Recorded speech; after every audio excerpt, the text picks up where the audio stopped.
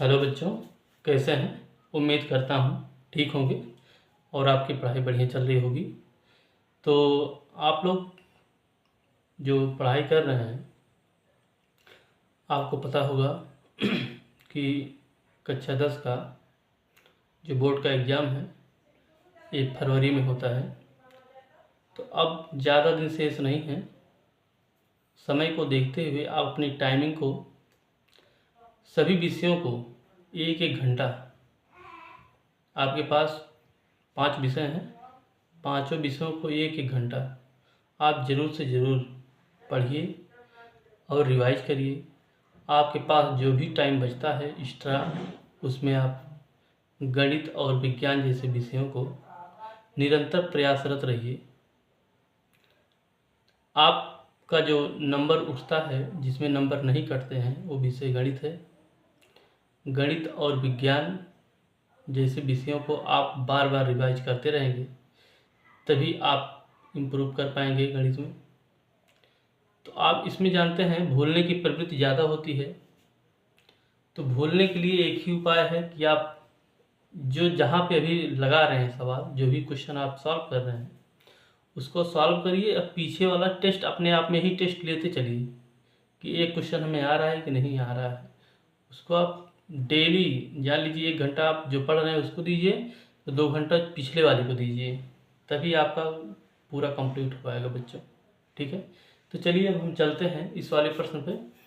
तो 4.2 है। तो 4.2 का हमने पहले का ही हमने 3 प्रश्न जो है सॉल्व कर दिया है पहले का, और आज चौथे वाले को सॉल्व करेंगे। चलिए देखते हैं। अच्छा, छोटे छोटे वीडियो में हम आपको इसलिए बताते हैं ताकि आप बोर ना हो जाएं देखते देखते। पता लगा 1 घंटे का वीडियो है, आप उसी को बार बार देखते देखते आपका मन कहीं इधर कहीं उधर चला जाएगा। तो एक क्वेश्चन आप सॉल्व करेंगे, इससे पता चलेगा कि हम अगला क्वेश्चन अपनी किताब से ही क्यों ना लगाएं। यहाँ से देखने की क्या आवश्यकता है। एक क्वेश्चन आप देखिए, उसके बाद आप अपनी किताब को उठाइए, वहाँ से देखिए कि हम लगा पा रहे हैं कि नहीं। ठीक है बच्चों, तो चलिए हम इसको सॉल्व करते हैं। तो चलिए, यहाँ पे लिखा है गुणनखंड विधि से निम्न द्विघात समीकरण के मूल ज्ञात कीजिए। तो वही है। चलिए सबसे पहले हल लिखते हैं और उसके बाद अब क्या करते हैं, चलिए इसको हम देखते हैं।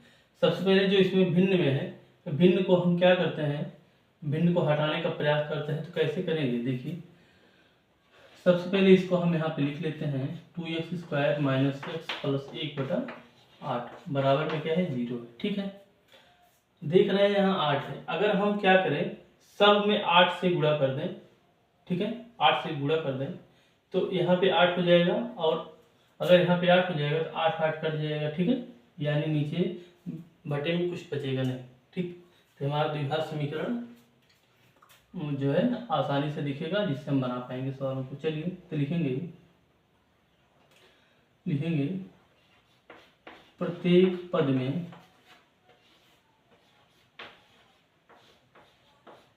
प्रत्येक पद में 8 से गुणा करने पर। ठीक है, तो प्रत्येक पद में 8 से गुणा कर दीजिए। यहाँ 8 लिखते हैं, 2x² - x + 1/8 ऐसे। ठीक है, बराबर यहाँ पे है 0 से भी 8 से गुणा करेंगे प्रत्येक पद में, तो भी तो है बराबर उधर जो रहता है दैट। अब अंदर में गुणा करिए, 2 और 8 से गुणा करेंगे, 2 8 16 हो जाएगा, 16x²। माइनस और 8 से अगर गुणा करें -x, और 8 से गुणा करें तो -8x हो जाएगा, प्लस 1 और 8 से गुणा करें तो 8 एकम 8 हो जाएगा, और नीचे कितना है, 8 है, बराबर 8 शून्य में शून्य हो जाएगा। ठीक, यहाँ से 8 और 8 फिनिश हो गए, 1 बचा। क्या हो जाएगा हमारा समीकरण, 16x² - 8x + 1 एकम 1 बराबर में क्या हो गया, 0 हो गया। ठीक है, अब क्या होता है रूल, ए और सी का गुणा करते हैं। ए और सी का गुणा करें तो 16 और 1 से गुणा करेंगे तो हो जाएगा 16। ठीक है, यहाँ पे प्लस है, यानी प्लस करने पर हमें लाना कितना है, 8 लाना है। तो हमें लाना है 8। हमें किससे लाना है, 2 डिजिट, जिसका हमें 16 का गुणा करके लाना है, 16 का गुणनखंड करके लाना है।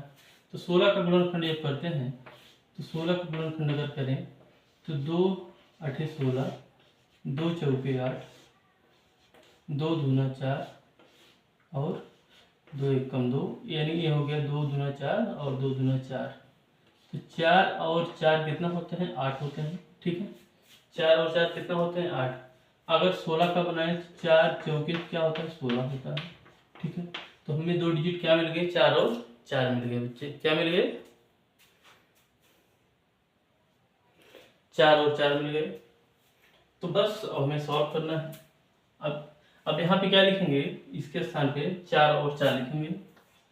16x² माइनस, अब ब्रैकेट में लिखेंगे 4 धन 4। ठीक है, बाहर में क्या है? x है तो x लिखेंगे, प्लस 1 है तो 1 लिखेंगे, बराबर 0। ठीक है, इतनी बात समझ में आई है?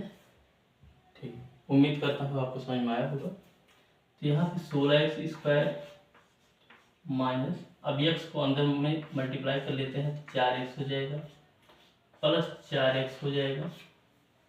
x और 4 से गुणा किए 4x, प्लस प्लस है 4 और 1 से गुणा किए 4x, प्लस यहाँ पे 1 है तो 1 लिखेंगे, बराबर 0। ठीक है, अब इसको हम करेंगे इरेज और इसको हम यहाँ पे लिखेंगे। ठीक है, लेकिन यहाँ पे समझ के, अब माइनस का जब मल्टीप्लाई करेंगे प्लस में तो यहाँ माइनस हो जाएगा, यानी ब्रैकेट को जब ओपन करेंगे यानी खोलेंगे। ठीक है,